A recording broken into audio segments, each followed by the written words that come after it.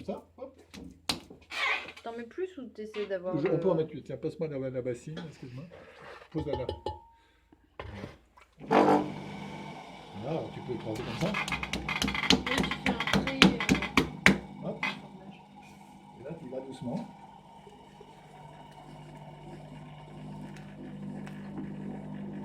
Tu as vu petit à petit, c'est ça? Oui, oui, Ça doucement. en combien de fois? Deux? En une fois? En une fois, hein. Une fois, ça suffit. J'ai fait plusieurs fois. Voilà, alors ça, tu l'enlèves. C'est pour ça qu'on a pas mal de terre. On a toujours une petite estèque plutôt en caoutchouc quand on a, mais autrement, ou en plastique, la blanche, voilà. Ça, c'est pour éviter d'abîmer les moules. Parce qu'au début, tu le fais avec ça, puis après, tu t'aperçois que tes moules, ils sucent très vite. Là, j'étais pas tout à fait au centre. Quand tu le vois. Parce que j'ai un petit... Ah, t'as une petite...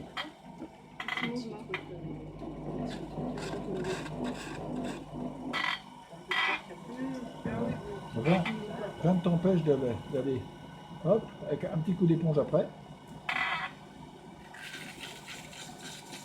Voilà. Et c'est fini. Et mon bol est fini. C'est magique. Et tu le démoules quand? Demain. Demain? Il va sortir tout seul. Il va sortir tout seul. Moi, j'arrête la formation demain. Tu fabriques des machines. Je te dois, je la récupère et je t'achète en échange la Quand tu fais la Bah ouais, c'est ça, la terre va sur. Non, tu vois, Comme ton rondeau. Ah, c'est un peu la révélation là pour Ouais. tout le monde. C'est intéressant si t'as 30 moules quoi. Enfin, oh, oui, moi j'avais 22, 24. Ça me faisait 2 fois 12 ou 4 fois 6. ok. Les gens achetaient souvent des bols par 6, par 12 ou par 24. Oui. C'est un nombre pair comme ça. Alors si tu as 12, tu fais 2 fois, ça fait 24, hein, ça suffit. Oui. Mais faut pas avoir 3 moules, parce que là tu passes ton temps à régler ta machine, tu en fais 3, tu as vu, en 3 minutes ils sont faits. Après, tu vas regarder la télé. Ça, c'est la base. Et après, c'est ça que tu changes en fonction de... Ça c'est le godet. Ça, c'est le godet. Ça, c'est le godet en plâtre. Mais je vais vous Enfin, trouver c'est une autre le godet. moule en plâtre et là, c'est le godet. Ça, il faut en avoir une vingtaine. Bah, faut d'abord faire le moule. Puis après, c'est vrai que les rondeaux Tu fais un moule mère sortis de... pour faire tes moules. Bon, je fais un moule comme on a fait pour les moules. Oui, avec un moule Un mère. moule mère. Oui, oui. Ouais. Alors, je fais une bosse qui a cette forme-là, Ouais, dans laquelle c'est je vrai. boule ça. Puis après, je fais la bride. Et puis Oui, oui. je coule tout dedans. Et après, Ah, mais le godet qu'on a en fait. Ah, je n'ai jamais refait cela. Ah oui, ils s'usent pas. C'est très très peu. Si tu utilises de la thermale, c'est Ah, c'est vachement bien ça. à peu près j'ai Parce que 30, du coup, c'est un investissement une oui, fois. j'ai 30 000 tirages par boule. Ah ouais. Ça s'use moins qu'en coulage. Ah, ça s'use beaucoup moins quand on coulage, parce que tu Y n'as a pas de pas- silicate de soude oui, qui oui. attaque ton plâtre. Et c'est une façon de recycler ta terre facilement, toi. Donc, tout le monde va se mettre à calibrer là. C'est la révélation. Alors, ce qui se passe, c'est qu'au bout d'un moment, il peut y avoir un peu de jeu là. Oui, bah comme. Mais on se met un petit scotch autour. Et puis c'est parti. Ah, par contre, du coup, maintenant, on veut des godets profonds.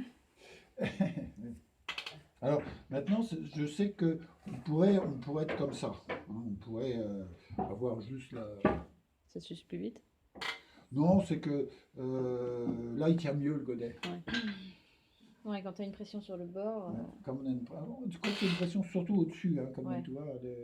Oui, puis ça remonte. Ça peut quand même valoir le coup de mettre un peu plus dessous dans un godet assez large, un peu large dans les bols.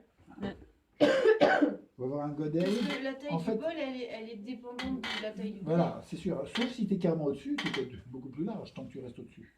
Oui, c'est ton Ah pied qui doit oui, être oui, là-dedans. Ah oui, on dedans peut et puis faire, tu peux être beaucoup C'est plus. pour ça que les bols d'assiette, tu vas avoir des assiettes Oui. grandes comme ça, que tu poses là-dessus, et tu as un grand calibre, tu écrases. Hein. Alors le calibre, oui, il faut que tu le fasses En bois. en bois.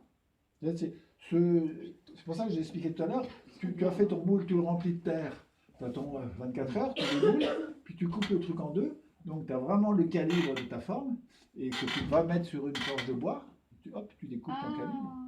Comme ça, tu as le calibre exact de ton truc que tu as fait. Ah oui, mais alors au départ, tu peux pas l'enfoncer grâce à ça.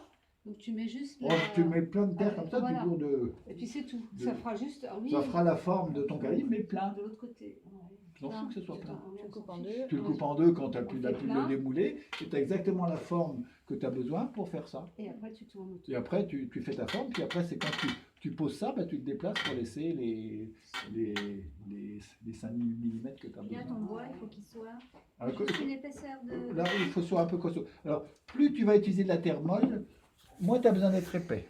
Parce que c'est vrai que quand tu n'es pas un peu épais, si tu utilises de la terre dure, ton truc il vibre un peu. Alors si tu as une planche qui n'est pas très épaisse, ben, elle vibre et ça fait plein de... Alors qu'une grosse planche bien épaisse, à la limite, tu prends 2 planches comme ça et tu en colles 2, tu as un truc épais qui fait cette épaisseur-là. Puis Là, après, c'est tu un peu découpes. biseauté, quoi. Et puis c'est un peu biseauté pour emmener la terre dessous. Et ça, la terre elle vient là, hop, et elle est emmenée sur le côté et elle se fait écraser dans le fond. C'est génial. Voilà. Vous irez vous chercher d'autres moules, vous allez chercher. Ça, vous entraînerez tous à calibrer quelques balles. Alors, moi, Ouais, c'est cool.